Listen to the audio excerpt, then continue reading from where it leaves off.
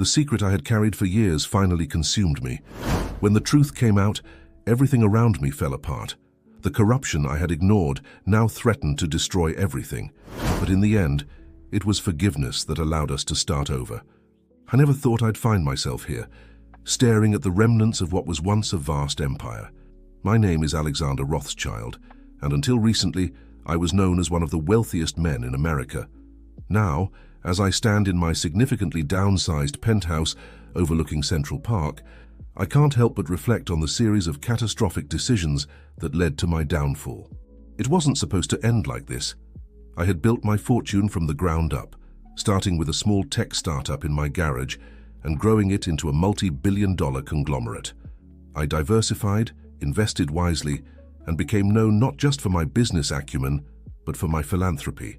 The Rothschild Foundation was my pride and joy, a beacon of hope for thousands of underprivileged families across the country.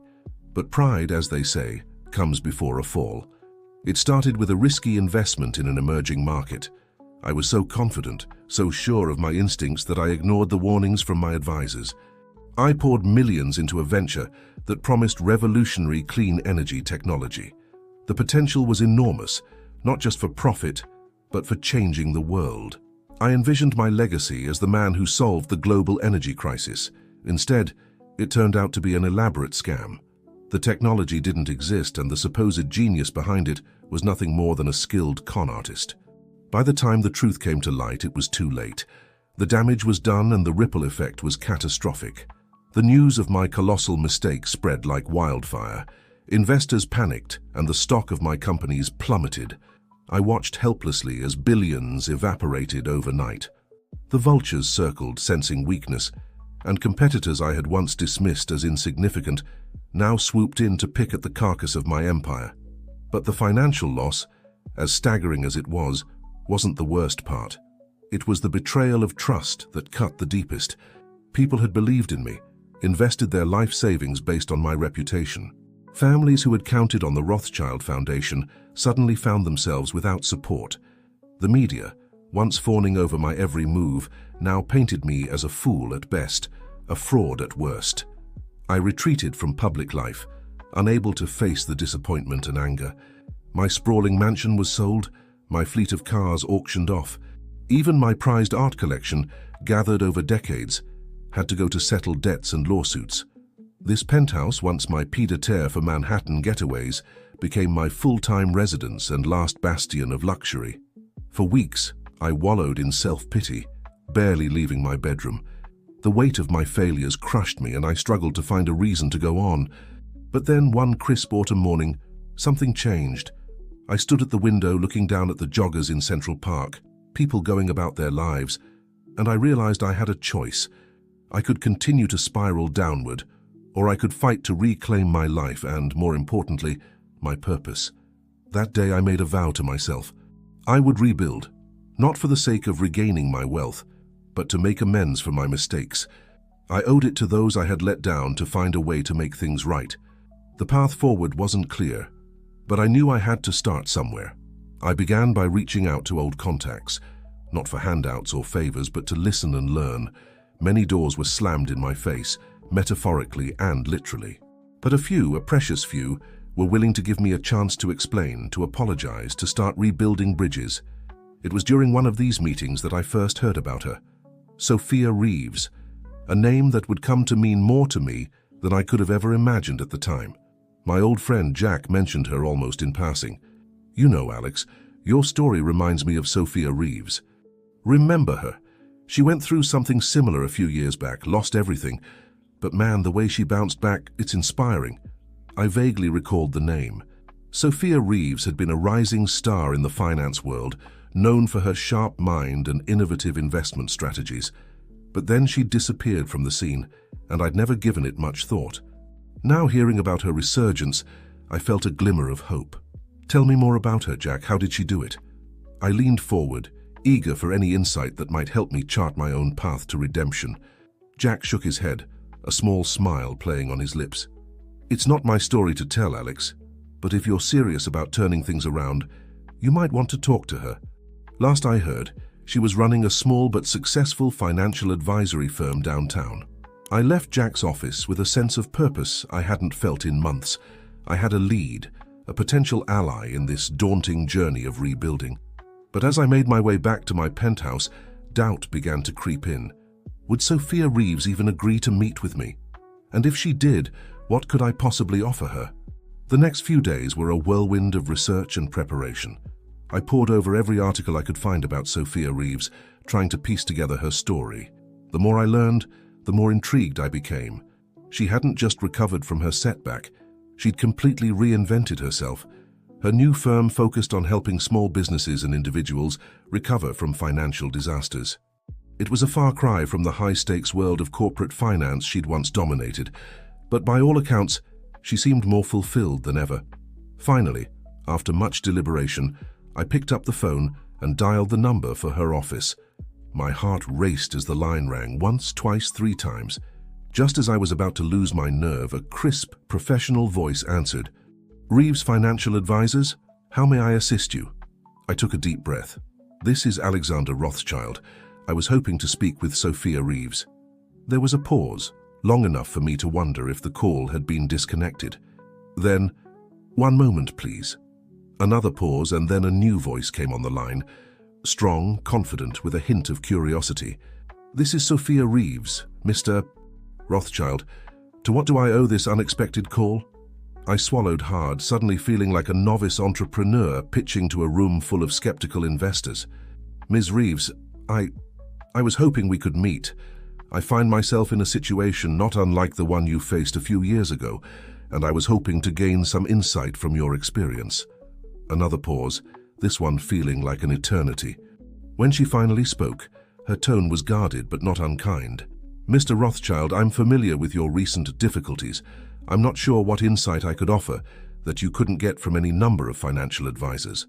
"It's not just financial advice I'm after, Ms. Reeves," I said quickly, sensing my window of opportunity closing. "It's perspective, hope even. You've done more than just recover financially. You've reinvented yourself, found a new purpose. That's what I'm struggling with now." I held my breath, waiting for her response. When it came, it was measured but held a note of warmth that hadn't been there before. "I see. Well, Mr. Rothschild, I can't promise any miracles, but I suppose I could spare an hour. How does next Tuesday at 2 p.m. sound?" Relief washed over me. "That would be perfect. Thank you, Ms. Reeves. I truly appreciate it." As I hung up the phone, I felt a mix of excitement and trepidation. This meeting could be the first step towards my redemption, or it could be another dead end. But for the first time in months, I felt a spark of genuine hope. Little did I know that this simple phone call would set in motion a chain of events that would not only change my life, but would lead to challenges and triumphs I could never have imagined. My journey of redemption was about to begin, and Sophia Reeves would play a far greater role in it than I could have ever anticipated. The days leading up to my meeting with Sophia Reeves crawled by with agonizing slowness.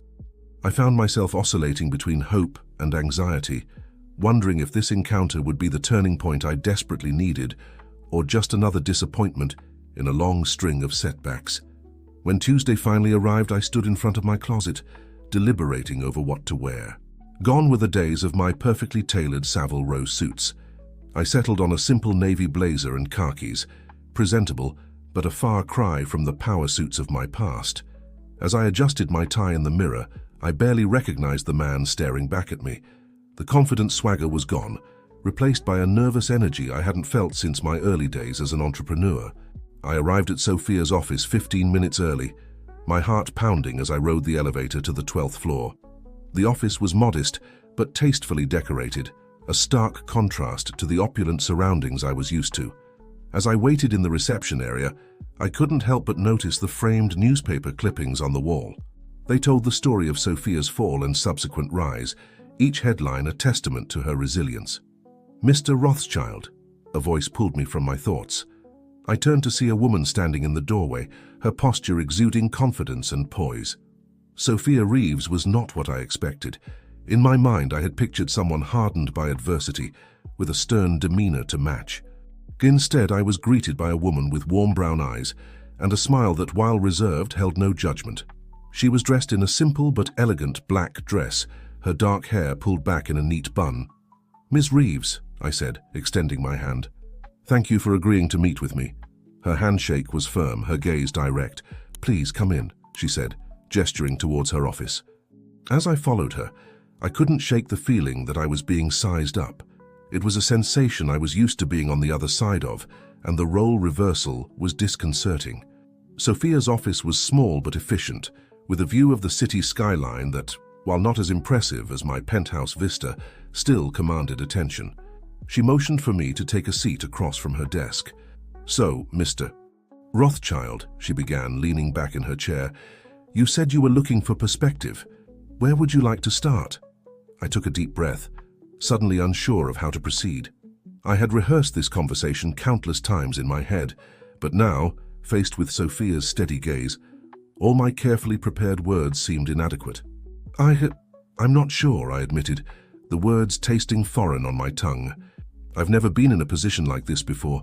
I've always been the one with the answers, the one people came to for advice. Now, I feel lost. Sophia nodded, her expression softening slightly. Loss of identity. It's a common struggle for people in our position. You've defined yourself by your success for so long that when it's stripped away, you're left wondering who you are. Her words hit home with surprising force. Exactly, I said, feeling a rush of relief at being understood. I want to make things right, to rebuild, but I don't even know where to start. Sophia was quiet for a moment, her fingers steepled under her chin. When she spoke, her voice was measured, each word carefully chosen. Mr. Rothschild, rebuilding isn't just about regaining what you've lost. It's about reevaluating your priorities and redefining your purpose. She stood up and walked to the window, gazing out at the city below. When I lost everything, I went through a period of intense soul-searching. I had to ask myself some hard questions. What did I truly value? What kind of legacy did I want to leave? The answers I found surprised me. I leaned forward, hanging on her every word. And what were those answers? Sophia turned back to me, a small smile playing on her lips. That's something each person has to discover for themselves, Mr. Rothschild. But I can tell you this. True fulfillment comes not from accumulating wealth, but from using whatever resources you have to make a positive impact on the world around you. Her words resonated deeply with me, echoing thoughts I'd had in my darkest moments. I've been thinking about my foundation, I said hesitantly. Before everything happened, it was doing good work. I'd like to find a way to continue that, even on a smaller scale. Sophia's eyes lit up with interest. Tell me more about your foundation. What was its focus? For the next hour, we delved into the work of the Rothschild Foundation. I found myself speaking with a passion I hadn't felt in months, detailing the various programs we had implemented, from educational initiatives in underprivileged areas to microloans for small businesses. Sophia listened intently, asking pointed questions that made me see my past work in a new light. As our discussion wound down, Sophia leaned back in her chair, a thoughtful expression on her face. Mr. Rothschild, I think you may have found your starting point. Your foundation's work is commendable, and there's no reason it can't continue, albeit in a modified form. Hope surged within me, but it was quickly tempered by reality. But how? I don't have the resources I once did, and my reputation— Your reputation is a challenge, certainly, Sophia conceded, but it's not insurmountable. What you lack in financial resources, you can make up for with your experience, your connections, and your genuine desire to make amends. She paused, seeming to weigh her next words carefully. I have a proposal for you, Mr. Rothschild. My firm has been looking to expand its charitable arm. We could potentially collaborate on reviving some of your foundation's initiatives. I stared at her, stunned by the unexpected offer. You'd be willing to work with me? Even knowing the risks to your own reputation? Sophia's smile was wry but kind. Mr. Rothschild, if there's one thing I've learned, it's that taking calculated risks is sometimes necessary for growth.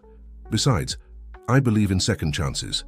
I was given one, and I'm inclined to pay it forward. As I left Sophia's office that afternoon, my head was spinning with possibilities. We had agreed to meet again the following week to discuss the details of our potential collaboration.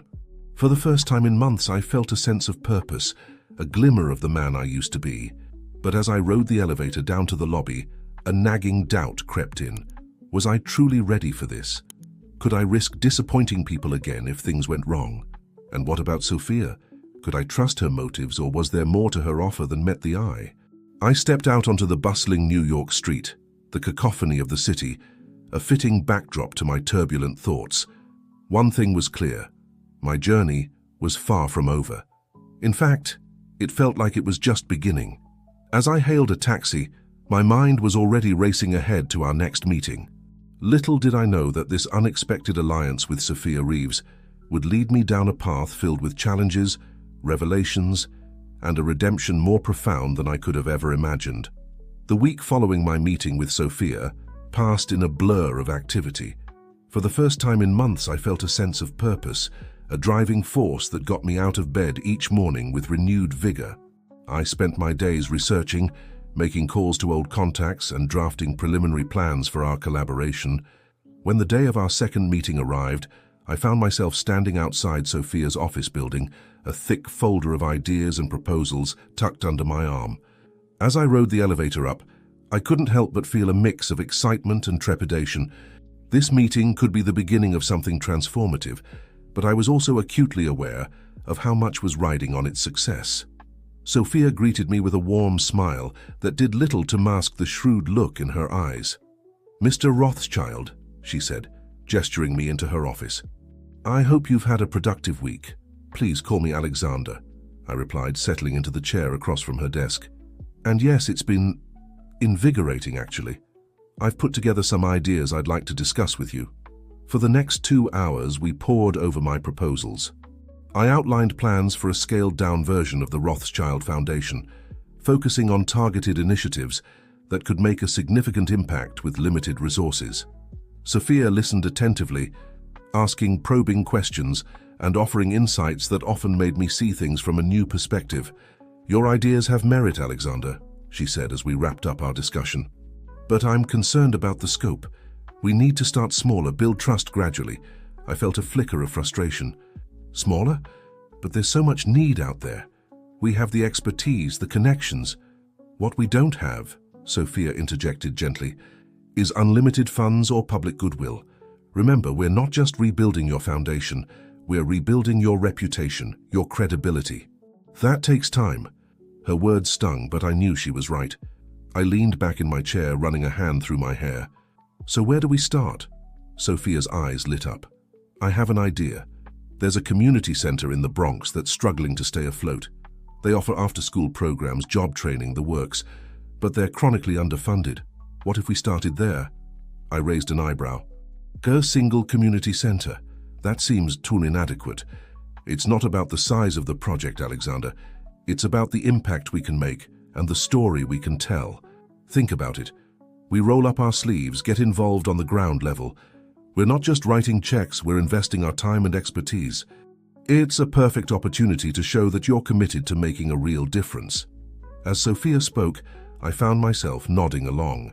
It wasn't the grand gesture I had envisioned, but I could see the wisdom in her approach. "All right," I said finally. "Let's do it. When do we start?" Sophia's smile was both pleased and challenging. "How about tomorrow? I'll pick you up at 9 a.m. Wear something you don't mind getting dirty." The next morning found me standing on the sidewalk outside my building, feeling decidedly out of place in jeans and a sweatshirt. Sophia pulled up in a modest sedan, a far cry from the luxury cars I was used to. "Ready for some real work?" she asked as I slid into the passenger seat. The community center was a shabby brick building in a neighborhood that had clearly seen better days. As we walked in, I was struck by the contrast between the rundown exterior and the vibrant energy inside. Children's artwork adorned the walls, and despite the early hour, the place was already buzzing with activity. We were greeted by Maria, the center's director. She was a small woman with a big presence, her face lighting up when Sophia introduced us. "Mr. Rothschild," she said, grasping my hand warmly, "we've heard so much about you from Ms. Reeves. Welcome to our little corner of the world." As Maria gave us a tour, detailing the center's programs and challenges, I found myself deeply moved. Here in this modest building, people were working tirelessly to change lives, to offer hope and opportunity to those who needed it most. It was a stark reminder of why I had started my foundation in the first place. "So," Maria said, turning to us with a glint in her eye. "Ms. Reeves tells me you're here to help. Where would you like to start?" I looked at Sophia, who nodded encouragingly. "Well," I said, rolling up my sleeves, "why don't you show us what needs doing?" The next few weeks were a whirlwind of activity. Sophia and I threw ourselves into the work at the community center. We painted walls, tutored kids, helped with resume workshops, and even pitched in with the center's struggling finances. It was exhausting, often frustrating work, but also deeply rewarding. One evening, as we were leaving the center after a long day, Sophia turned to me. "You know, Alexander, I have to admit I'm impressed. When we started this, I wasn't sure how committed you'd be to getting your hands dirty." I chuckled, looking down at my paint-stained hands. "Believe me, I've surprised myself. But there's something about this place, these people. It's grounding in a way I didn't expect." Sophia nodded, a thoughtful expression on her face. "That's the thing about true philanthropy. It's not just about giving money. It's about giving yourself. And in the process, you often get back more than you give." As we walked to her car, a comfortable silence fell between us. I found myself studying Sophia's profile in the fading light. Over the past weeks, I had come to admire her dedication, her intelligence, and her unwavering commitment to making a difference. There was a strength in her that both intimidated and inspired me. "Sophia," I said suddenly, breaking the silence, "I want to thank you for giving me this chance, for believing in me when you had every reason not to." She turned to me, her expression softening. "You're welcome, Alexander. But remember, this is just the beginning. We have a long road ahead of us." As we drove back into the heart of the city, I couldn't help but feel a sense of anticipation. Sophia was right. This was just the beginning. But for the first time in a long time, I felt ready for whatever challenges lay ahead. With Sophia by my side, I was beginning to believe that redemption wasn't just possible, it was within reach. Little did I know that our budding partnership would soon be tested in ways neither of us could have anticipated. The seeds of trust we had planted were about to face a storm that would shake us to our very core. As the weeks turned into months, our work at the community center began to bear fruit. The place was thriving, with increased attendance in programs and a palpable sense of hope among the staff and participants. Sophia and I had fallen into a comfortable rhythm, our complementary skills making us an effective team. One crisp autumn morning, I arrived at the center early, a spring in my step and a box of donuts in hand, a Friday tradition I'd started that had become quite popular. As I walked in, I noticed an unfamiliar face at the reception desk, a tall, distinguished-looking man in an expensive suit that seemed out of place in our humble surroundings. "Can I help you?" I asked, setting down the donuts. The man turned, his steel-grey eyes assessing me coolly. "Ah, Mr. Rothschild. Just the man I was hoping to see." I felt a chill run down my spine. There was something in his tone, a hint of barely concealed hostility, that set me on edge. "I'm afraid you have me at a disadvantage, Mr. Blackwood, Raymond Blackwood." He extended his hand, which I shook reluctantly. "I represent a group of concerned citizens. We've been watching your work here with great interest." Before I could respond, Sophia walked in. She froze for a moment when she saw Blackwood, her face paling slightly before she composed herself. "Raymond," she said, her voice carefully neutral, "what brings you here?" Blackwood's lips curled into a smile that didn't reach his eyes. "Sophia, always a pleasure. I was just introducing myself to your new partner here. Quite the redemption project you've taken on." I looked between them, sensing a history I wasn't privy to. Sophia's posture was tense, her usual warmth replaced by a guarded expression. "If you're here about the zoning issue, Raymond, I've already told you," Sophia began, but Blackwood cut her off with a wave of his hand. No, nothing so mundane. I'm here because my associates and I are concerned about the direction of this little venture of yours." He turned to me, his gaze piercing. "Mr. Rothschild, surely you're aware that your involvement here puts this center at risk." "Your reputation is something I'm working to rebuild," I interjected, feeling a surge of defensiveness. "The work we're doing here is important, Mr. Blackwood. I'd think your concerned citizens would appreciate that." Blackwood's smile turned predatory.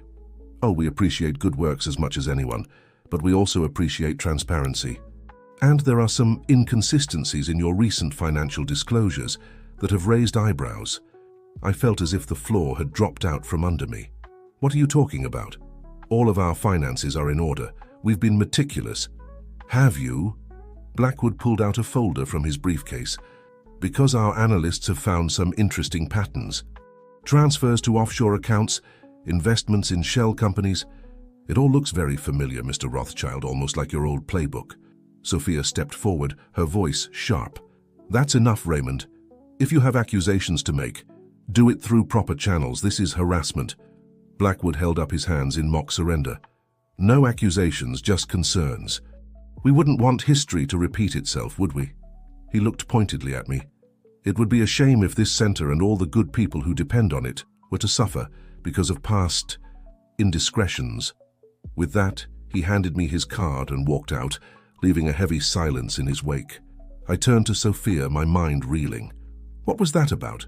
Who is he? And what did he mean about financial disclosures? Sophia sighed, rubbing her temples. Raymond Blackwood is a shark in philanthropists' clothing. He represents a group of wealthy donors who've been trying to take over this center for years. They see it as prime real estate for redevelopment. But the accusations he made are nonsense, Sophia said firmly. Our books are clean, Alexander. You know that. I know that. This is just Blackwood's way of trying to scare us off. I wanted to believe her, but doubt had crept in. Sophia, if there's anything in my past, anything at all that could jeopardize what we're doing here. She placed a hand on my arm, her touch calming. Alexander, listen to me. We've been transparent from the start. Whatever Blackwood thinks he's found, it's either a misunderstanding or a deliberate attempt to discredit us. We can't let him shake our resolve. I nodded, trying to push down the nagging worry. You're right. We've worked too hard to let someone like Blackwood derail us. But as we went about our day, greeting the kids and staff with forced smiles, I couldn't shake the feeling that a storm was brewing. Blackwood's visit had cast a shadow over everything we'd built, and I found myself second-guessing every decision, every transaction we'd made. That evening, after everyone had left, Sophia and I sat in her small office poring over financial records. See, she said, pointing to a series of transactions. Everything is accounted for. Blackwood is grasping at straws. I nodded, feeling some of my anxiety ease. But as I looked up at Sophia, I saw a flicker of something in her eyes. Worry, guilt. That was gone so quickly I thought I might have imagined it. Sophia, I said slowly, is there anything you're not telling me? About Blackwood? About your history with him? She held my gaze for a long moment before sighing. It's complicated, Alexander. Raymond and I have a history, yes. One that I'm not particularly proud of. But it's in the past. It shouldn't affect what we're doing here. I wanted to press further, but something in her expression stopped me. We'd come so far, built so much trust between us. Did I really want to jeopardize that based on the insinuations of someone like Blackwood? As we left the center that night, walking out into the cool evening air, I made a decision. I would trust Sophia, trust in what we were building together. Whatever shadows lurked in our pasts, we would face them together. But as I hailed a cab, I couldn't help but feel that Blackwood's visit was just the beginning. The confidence I'd been rebuilding over the past months suddenly felt fragile, like a house of cards that could topple with the slightest breeze. Little did I know that the storm Blackwood's visit had heralded was about to break, and it would test not just our partnership, but the very foundations of trust and redemption we'd worked so hard to build. The weeks following Blackwood's visit were tense. Despite our best efforts to carry on as usual, his accusations hung over us like a dark cloud. I found myself scrutinizing every decision, every financial transaction, with a paranoia that was both exhausting and demoralizing. Sophia, for her part, seemed determined to push forward. She threw herself into our work with even greater fervor, as if by sheer force of will she could dispel the doubts Blackwood had sown. But I couldn't shake the feeling that there was more to her history with him than she was letting on. It was a rainy Tuesday afternoon when things came to a head. I was in my office at the community center, poring over some grant applications, when Maria burst in, her face pale. "Alexander, you need to see this," she said, thrusting a tablet into my hands. I looked down at the screen and felt my heart sink. It was an article from a prominent news site, the headline screaming, "Disgraced Tycoon's New Venture. Philanthropy or fraud. The article was a hatchet job, full of insinuations and half-truths. It painted our work at the community center as a front for financial misdeeds, hinting at embezzlement and money laundering. But what caught my eye was a quote from a source close to the investigation, Raymond Blackwood. I was still staring at the screen in disbelief when Sophia walked in. One look at my face, and she knew something was wrong. "What is it?" she asked, her voice tight. Wordlessly, I handed her the tablet. She read quickly, her expression darkening with each line. When she finished, she set the tablet down with deliberate calm. "This is nonsense," she said, but I could hear the tremor in her voice. "We'll issue a statement, get our lawyers involved." "Sophia," I interrupted, "we need to talk. Really talk. No more half-truths or omissions. What's really going on here?" She looked at me for a long moment, conflict clear in her eyes. Finally, she nodded. "Not here," she said quietly. "Meet me at Riverside Park in an hour. There's something I need to show you." An hour later, I found myself walking along the Hudson River, the gray sky matching my mood. Sophia was waiting for me on a bench, her face drawn and tired. As I sat down beside her, she pulled out a thick folder from her bag. "Before I show you this," she said, her voice barely above a whisper, "I need you to know that everything we've done at the center, all the good we've accomplished, that was real. Whatever you read in here doesn't change that." With a sense of trepidation, I opened the folder. Inside were documents, photos, and what looked like transcripts of conversations. As I began to read, I felt as if the ground was shifting beneath me.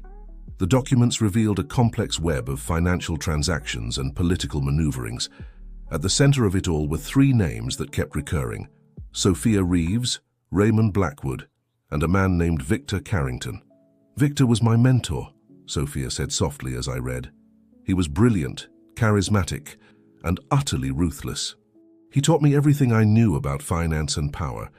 And I was young and ambitious. I did things I'm not proud of. The story that unfolded was one of corporate espionage, insider trading, and political manipulation. Sophia, Blackwood, and Carrington had been part of a scheme to consolidate power and wealth, using non-profits and charities as fronts for their operations. "But you got out," I said, looking up from the documents. "That's why you lost everything." Sophia nodded, her eyes glistening with unshed tears. "I couldn't do it anymore. The guilt, the constant fear of discovery. I went to the authorities, turned over everything I knew, but Victor was always one step ahead. He managed to pin most of it on me and disappeared. And Blackwood? Raymond was smarter than I was. He distanced himself before everything fell apart. He kept just enough evidence to protect himself and to keep me in line." I leaned back, my mind reeling. "So all of this, our work at the center, your offer to help me, was it just to keep up appearances?" "No," Sophia's vehemence startled me. "Alexander, you have to believe me. When I lost everything, when I hit rock bottom, I made a vow to myself. I would use whatever second chance I got to do real good, to make amends. Meeting you, working with you, it gave me that chance." I wanted to believe her. Despite the shock of her revelations, I couldn't deny the genuine passion and dedication I'd seen in her over the past months. But there was still one question gnawing at me. The financial discrepancies Blackwood mentioned, are they real? Sophia hesitated, then nodded slowly. "Not in the way he's implying. I've been redirecting some funds. Small amounts, untraceable, to track down Victor." I stood up abruptly, anger and disappointment warring within me. "You've been using the center's money for a personal vendetta? Sophia, do you have any idea what you've done?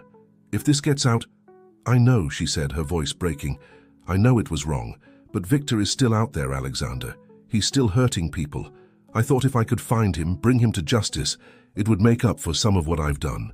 I paced along the riverbank, trying to process everything I'd learned. Part of me wanted to walk away, to cut ties with Sophia and salvage what I could of my reputation. But another part understood the weight of past mistakes, the desperate need for redemption. Finally, I turned back to her. "What do we do now?" Sophia looked up, surprise and hope flickering across her face. "We?" I sat back down beside her, my decision made. "You're not the only one with a past to atone for, Sophia. If we're going to fix this, we do it together. But no more secrets, no more hidden agendas. We come clean about everything." She nodded, relief evident in every line of her body. "Thank you, Alexander. I don't deserve your trust, but I promise you I won't let you down again." As we sat there, the rain finally stopping and a weak sun breaking through the clouds, I knew we were at a crossroads. The path ahead was fraught with danger: Blackwood's threats, the spectre of Victor Carrington, and the tightrope walk of rebuilding trust with those we'd sworn to help. But for the first time since this whole ordeal began, I felt a glimmer of real hope. Whatever challenges lay ahead, we would face them together, with honesty and purpose. Little did we know that our resolve was about to be tested in ways we could never have imagined. The storm we thought we were weathering was only the beginning, and the true test of our partnership and our redemption was yet to come. The days following Sophia's revelation were a whirlwind of activity. We worked tirelessly to get ahead of the brewing storm, our nights filled with strategy sessions and our days with damage control. The community center had become a fortress of sorts, with Sophia and I working to shore up our defenses against the onslaught we knew was coming. Our first order of business was to come clean to the board of directors. It was one of the hardest things I've ever had to do, standing before them and laying bare not just Sophia's past indiscretions, but my own failings as well.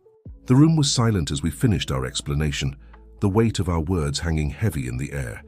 To my surprise, it was Maria who spoke first.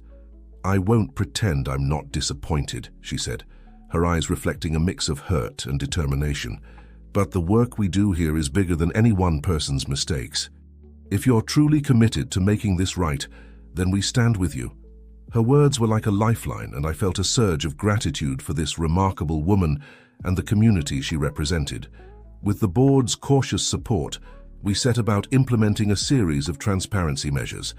Every transaction, no matter how small, would be scrutinized and documented. We brought in an independent auditor to go over our books with a fine-tooth comb. But even as we worked to set our house in order, the outside pressure was mounting. Blackwood's article had opened the floodgates, and soon we were besieged by reporters and investigators. Each day seemed to bring a new challenge, a new accusation to counter. It was during this tumultuous time that I began to see a new side of Sophia. Gone was the confident, sometimes enigmatic woman I had first met. In her place was someone fiercely determined, yet vulnerable. She worked with a tireless energy, often staying at the center long after everyone else had gone home. One night, as we pored over financial records in her office, I caught her staring out the window, a faraway look in her eyes. "Penny, for your thoughts?" I asked gently. She turned to me with a sad smile. "I was just thinking about how different things could have been. If I had made different choices, if I hadn't been so blinded by ambition." I reached out and took her hand, surprising both of us with the gesture. "We can't change the past, Sophia, but we're doing something that matters now. That has to count for something." She squeezed my hand in return, and for a moment I felt a connection between us that went beyond our shared predicament. But before I could dwell on it, we were interrupted by a knock at the door. It was Jake, one of our young volunteers, looking pale and shaken. "Ms. Reeves, Mr. Rothschild, you need to see this." He handed us his phone, open to a live news broadcast. My heart sank as I saw the headline, "Breaking News, Victor Carrington Spotted in New York City." Sophia's grip on my hand tightened, her face a mask of shock and fear. On the screen, grainy security camera footage showed a man who bore a striking resemblance to the photos I had seen in Sophia's files. He was at JFK Airport, striding purposefully through the terminal. "It's him," Sophia whispered. "He's back." The implications of Carrington's return hit me like a tidal wave. If he was here, it could only mean one thing. He knew about our operation, about Sophia's attempts to track him down. Our precarious situation had just become infinitely more dangerous. As if on cue, Sophia's phone buzzed with a text message. She looked at it, her face draining of color. "It's from an unknown number," she said, her voice shaking.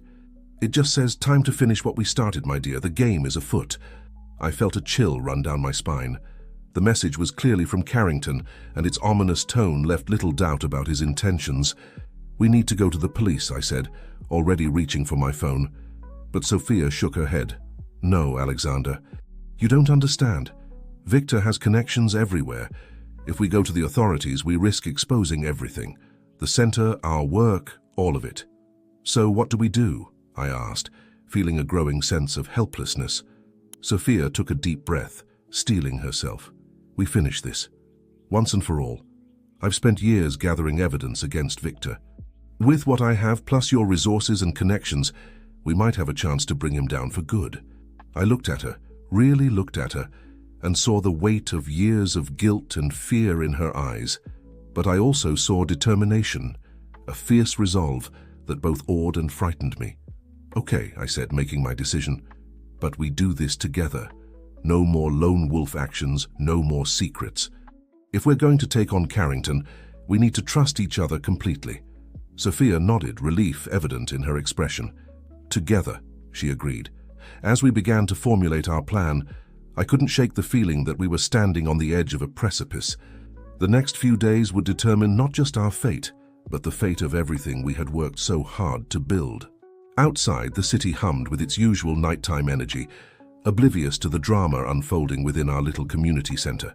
But for us, the world had narrowed to a singular focus.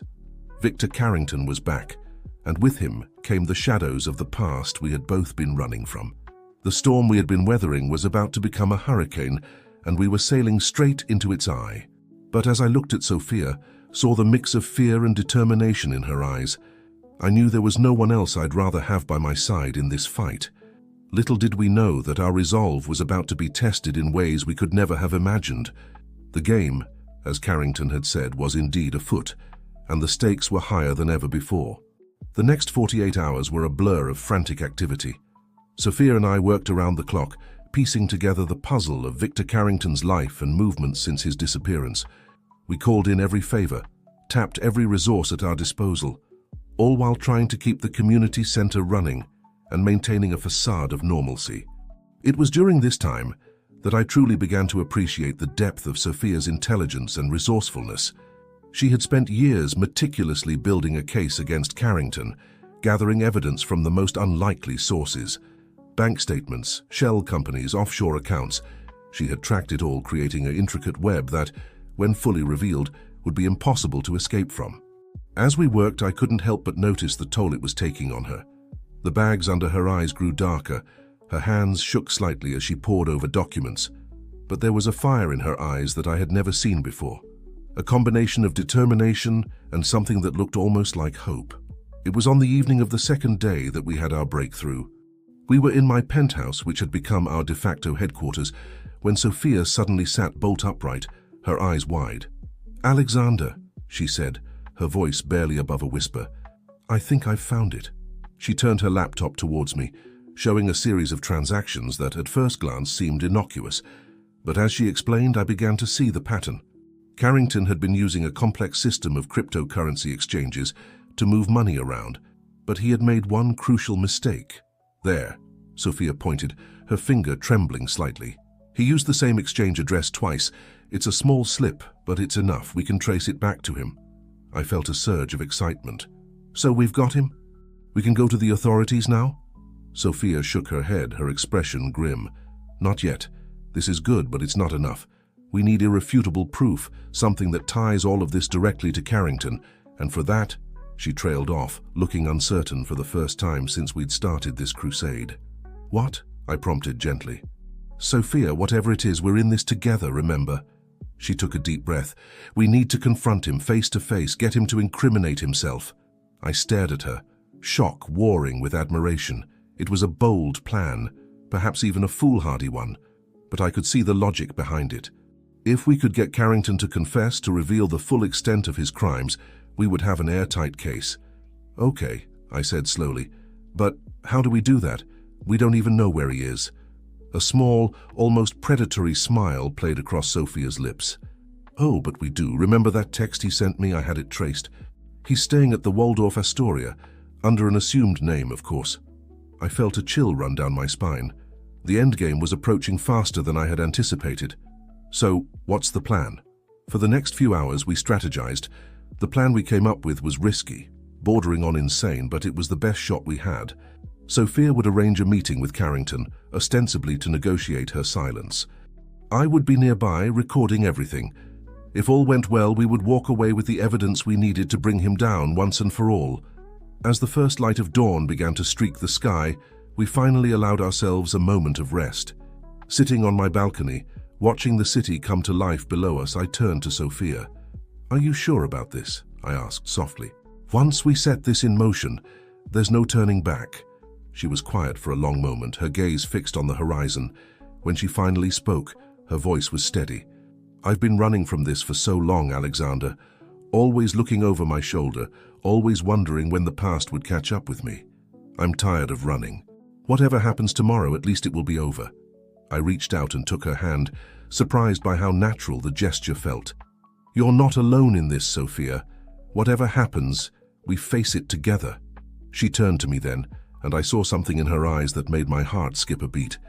Before I could process it, she leaned in and kissed me softly. It was brief, almost chaste, but it held the weight of everything we'd been through, everything that was still to come. As she pulled away, a small smile played on her lips. "Thank you, Alexander, for believing in me, for standing by me. Whatever happens tomorrow, I want you to know that working with you, seeing the good we've done together, it's given me something I thought I'd lost forever." "Hope?"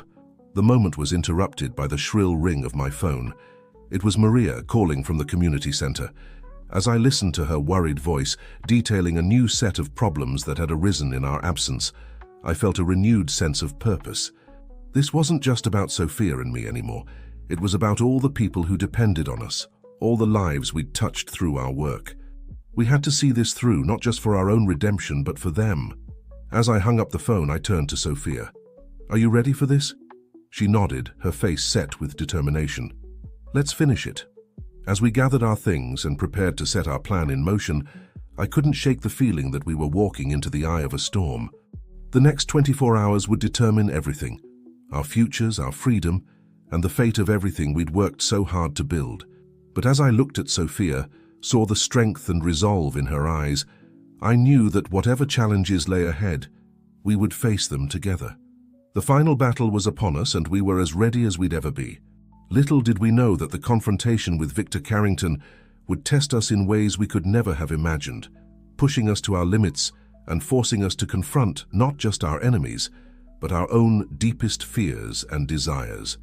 The Waldorf Astoria loomed before us, its Art Deco facade a stark contrast to the modern skyscrapers surrounding it. As Sophia and I stood across the street, I couldn't help but feel like we were about to step onto a battlefield. "Remember the plan," Sophia said, her voice steady despite the tension evident in her posture. "I'll meet Carrington in the lobby bar. You'll be at a nearby table recording everything. If anything goes wrong, I'll be right there," I finished for her. We'd been over this a dozen times, but the repetition was comforting. It made this insane plan feel more real, more possible. With a final nod, Sophia straightened her shoulders and strode across the street. I waited a few moments before following, my heart pounding so loudly I was sure everyone around me could hear it. The lobby bar was dimly lit, all dark wood and soft jazz. I took a seat at a corner table, angling myself to have a clear view of where Sophia was headed. She made her way to a booth in the back, where a man sat waiting. Even from a distance, Victor Carrington cut an imposing figure. Tall and lean, with silver hair and piercing blue eyes, he exuded an aura of power and confidence. As Sophia slid into the booth across from him, I saw his lips curl into a predatory smile. I activated the recording device we'd carefully concealed and settled in, every nerve in my body on high alert. For the next hour, I watched as Sophia engaged in a high-stakes verbal dance with Carrington. She played her part perfectly, feigning a mix of fear and desperation that seemed to amuse him. But as their conversation progressed, I could see Carrington becoming increasingly agitated. "Enough games, Sophia," he finally snapped, his voice carrying clearly to where I sat. "What do you really want?" Sophia leaned forward, her voice low but intense. "I want you to confess, Victor, to all of it. The fraud, the embezzlement, the lives you've ruined. It's time to face the consequences." Carrington's laugh was cold and brittle. "Confess? My dear, you're more naive than I thought. Do you really think you can bring me down? I own half the judges in this city. I have politicians in my pocket. You're nothing but a failed protege trying to play hero." But Sophia didn't back down. With a calm I knew she didn't feel, she began to lay out the evidence we'd gathered. As she spoke, I saw Carrington's facade begin to crack. His confidence gave way to anger, then to a flicker of fear. "You've been busy, haven't you?" he said, his voice dangerously low. "But you've forgotten one thing, Sophia. I made you. Everything you know, every skill you have, it all came from me. And I can unmake you just as easily." What happened next seemed to unfold in slow motion. Carrington reached into his jacket and I saw the glint of metal. Without thinking, I leapt to my feet, shouting Sophia's name. Chaos erupted in the bar. Sophia reacted with lightning speed, knocking the table into Carrington as he pulled out a gun. I was there in seconds, grappling with him as other patrons screamed and ran for the exits. In the struggle, the gun went off. I felt a searing pain in my shoulder, but didn't let go. Sophia joined the fray, her face a mask of determination. Together, we managed to subdue Carrington just as hotel security arrived, followed closely by the police. The next few hours passed in a blur of statements, medical examinations, and barely contained panic. My shoulder was bandaged. The bullet had only grazed me, and Sophia was treated for minor injuries. But we were alive, and more importantly, we had won. The recording device had captured everything, including Carrington's implicit confession and his attempt to silence us permanently. As he was led away in handcuffs, I saw the mask of arrogance finally crumble, revealing the desperate, cornered man beneath. It was nearly dawn when Sophia and I were finally allowed to leave the police station. We stood on the steps, exhausted but exhilarated, watching the city come to life around us. "It's over," Sophia said softly, as if she couldn't quite believe it. "After all these years, it's finally over." I turned to her, taking in the bruise blooming on her cheek, the tears in her clothes. She had never looked more beautiful to me. "What happens now?" I asked, suddenly uncertain. For so long, our lives had been consumed by this fight. What would we do in the aftermath? Sophia's smile was tired but genuine. "Now? Now we go home. We have a community center to run, remember?" As we made our way back to familiar territory, the events of the night slowly sank in. We had faced our demons, confronted our past, and come out the other side. It wasn't a clean victory. There would be trials, both literal and figurative, to face in the coming months. But we had taken the first crucial step towards true redemption. The community center was just coming to life as we arrived. Maria was at the front desk, her eyes widening as she took in our disheveled appearance. "What happened to you two?" she asked, concern evident in her voice. Sophia and I exchanged a look, years of shared experiences condensed into a single glance. "It's a long story," I said finally, "but the short version is, we're home, and we're not going anywhere." As we stepped into the center, greeted by the familiar sounds of children laughing and volunteers bustling about, I felt a profound sense of peace. This was where we belonged. This was our redemption. Sophia squeezed my hand, and I knew she felt it too. Whatever challenges lay ahead, we would face them together. We had been tested, pushed to our limits, and we had emerged stronger for it. Our journey was far from over. There would be skeptics to convince, trust to rebuild, and a legacy to reshape. But as I looked at Sophia, saw the hope and determination in her eyes, I knew we were equal to the task. We had started this journey seeking personal redemption, but we had found something far greater. We had found a purpose, a community, and in each other a partner for whatever life might throw our way. As we walked into my office, ready to face the day ahead, I couldn't help but smile. The path of redemption was never easy, but with Sophia by my side, I was ready to walk it one step at a time. The storm had passed, and though the landscape was forever changed, we stood ready to rebuild, stronger and wiser than before. Our story of redemption was just beginning, and I couldn't wait to see where it would lead us next.